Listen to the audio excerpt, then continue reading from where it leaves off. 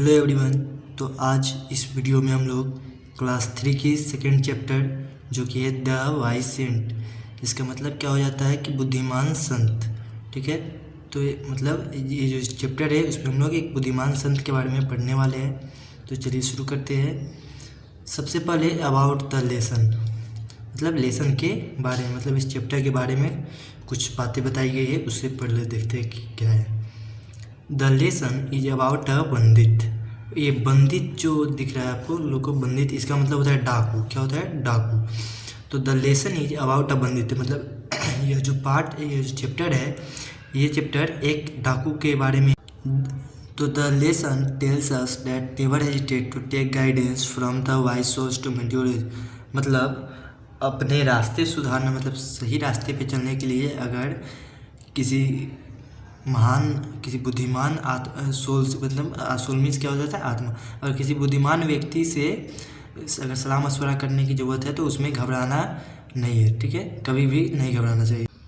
By this every Sinner who has a past and also the people like him can change themselves and lead a better life, मतलब कि इससे हर पापी जिसका कुछ न कुछ अतीत है, वो क्या कर सकता है? वो अपने व्यवहार या आदतों को जो है सुधार करके और एक अच्छा जीवन जो है जी सकता है। तो चलिए अब हम लोग अपना ये चैप्टर को जो है शुरू की ओर बढ़ते हैं।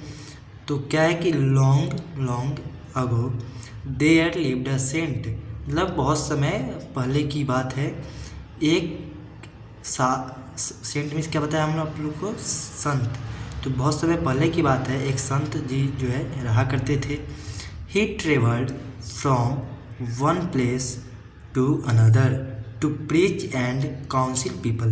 इसका मतलब क्या है कि वो जो संत जी थे वो एक जगह से दूसरी जगह ट्रेवल किया करते थे, मतलब आया जाया किया करते थे।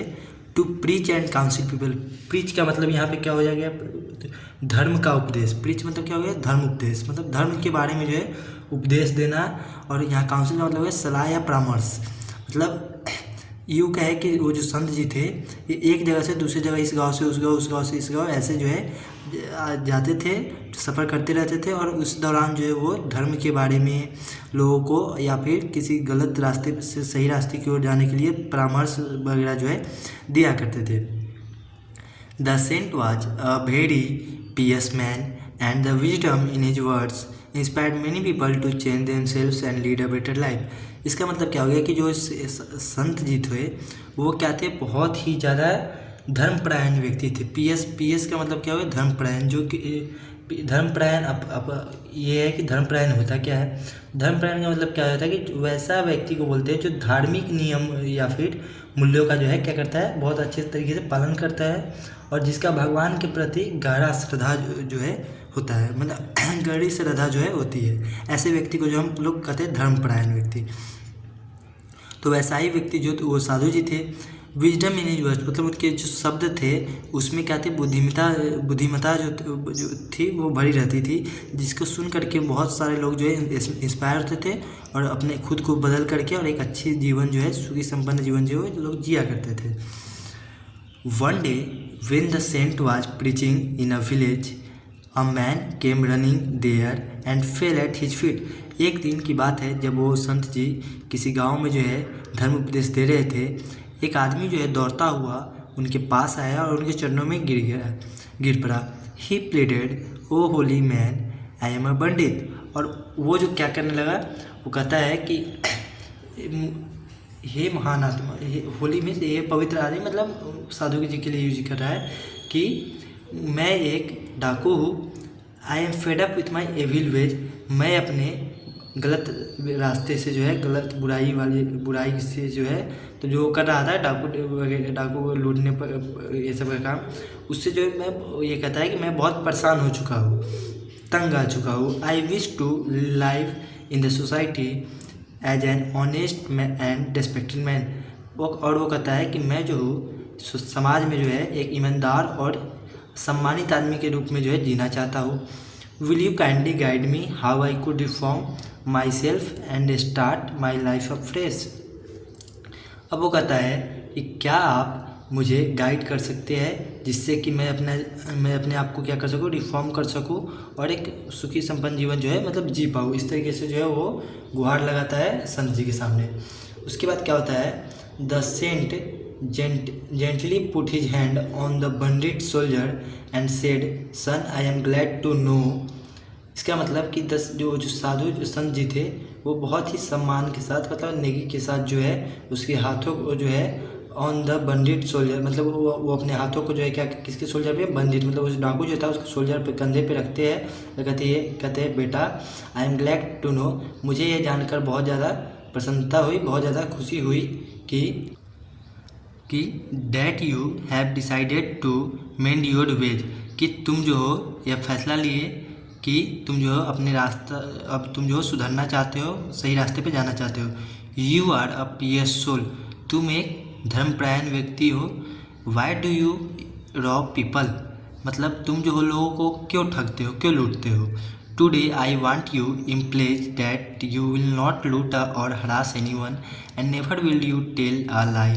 मतलब वो जो है कहते हैं कि तुम जो हो, मैं तुमसे एक मतलब उससे जो है कसम टाइप का इम्प्लेज मतलब क्या हो गया कि मतलब उससे एक कसम टाइप से मतलब जो है वो उसे अपने सामने बुलवाते हैं कि तुम जो है आज से कभी भी जो है किसी को लूटोगे नहीं, किसी को हरास नहीं करोगे, मतलब किसी को परेशान नहीं करोगे, या फिर किसी के यहाँ जो है चोरी चकारी ये सब टाइप का काम जो है नहीं करोगे।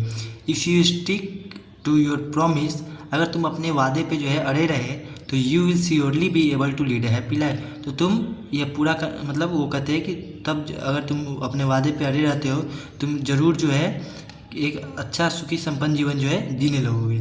The bandit promised the saint that he would follow his advice.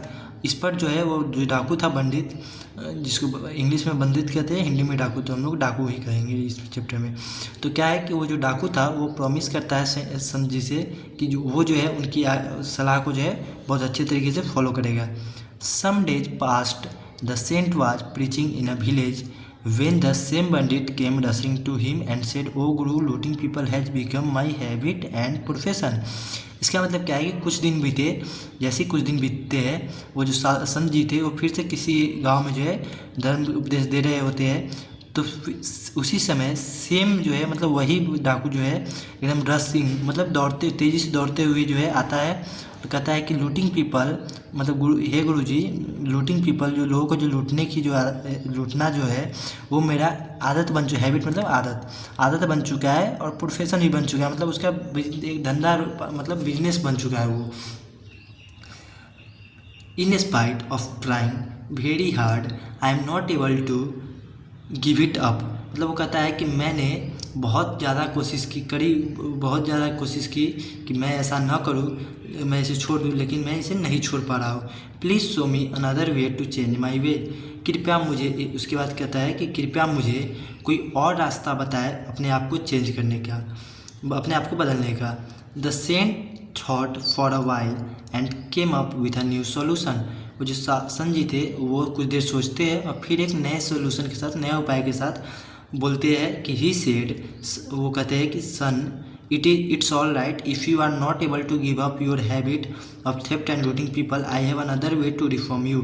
इसके बाद जो है वो संत जी कहते हैं कि बेटा चलो कोई नहीं, चलो ठीक है, अगर तुम नहीं छोड़ पा रहे हो अपने ये जो आदत है चोरी करने का, लोगों को लूटने का, अगर इसे नहीं छोड़ पा रहे हो तो कोई बात नहीं है, आई हैव अनदर, मेरे पास दूसरा रास्ता है जिससे कि तुम अपने आप को जो है बदल पाओगे। But you must see to it that you strictly follow my advice and I know that it will not be difficult for you to do so. मतलब वो कहते हैं, साधु जी जो होते हैं वो कहते हैं संत जी कि यू मस्ट, लेकिन तुम्हें जो है मैं जो जैसा बताऊंगा उसे स्ट्रिक्टली फॉलो करना होगा, और ऐसा करते हो, और ये जो है मतलब आई नो डैट इट विल, संत जी कहते हैं कि मैं ये भी जानता हूँ कि मैं जो कहूँगा वो तुम्हारे लिए ज़्यादा जो है डिफ़िकल्ट नहीं होगा, ऐसा जो है संत जी उसे कहते हैं। उसके बाद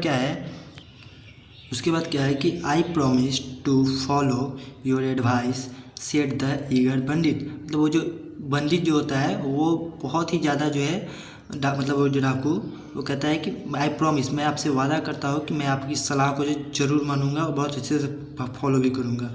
द सेंट सेड, इसके बाद जो है संत जी जो है कहते हैं कि son, you are free to loot people and treat them the way you like.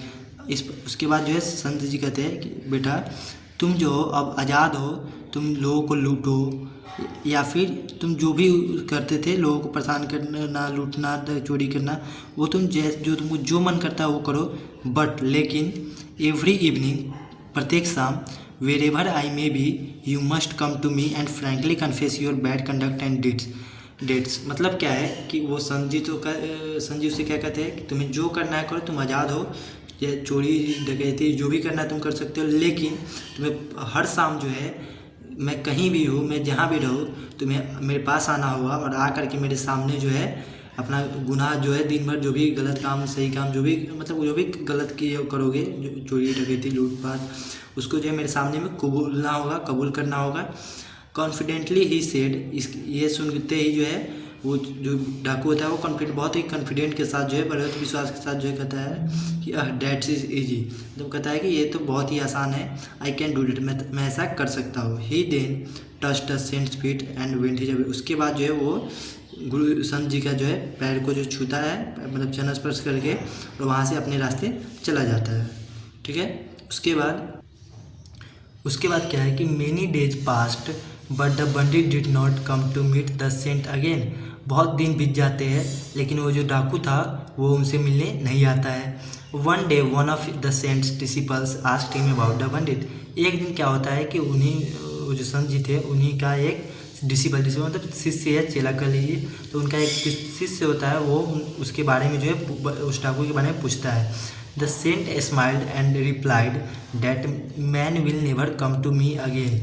मतलब इतना पूछने जैसे उनका शिष्य जो है उनसे पूछता है कि उस डाकू के बारे में, तो इस पर संत जी का जो रिप्लाई होता है वो मुस्कुराते हैं और जवाब देते हैं कि डैट मैन, वो आदमी जो है कभी भी अब मेरे पास जो है नहीं आएगा। He is actually a reformed man now, वो ऐसा इसलिए कि वह जो है क्या है, अब बदल चुका है।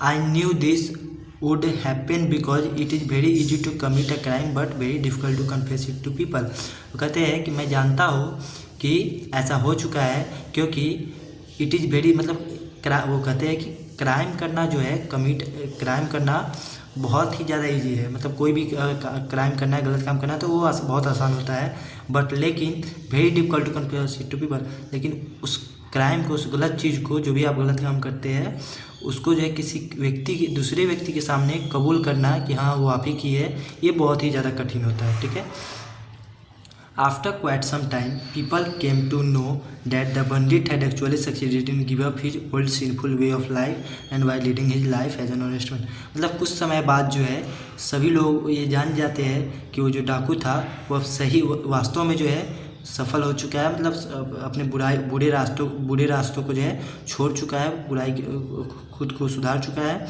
और एक अच्छा सुखी संपन्न जीवन ईमानदार व्यक्ति की तरह जो है जी रहा है, अपने जीवन को जो है जी रहा है। ठीक है।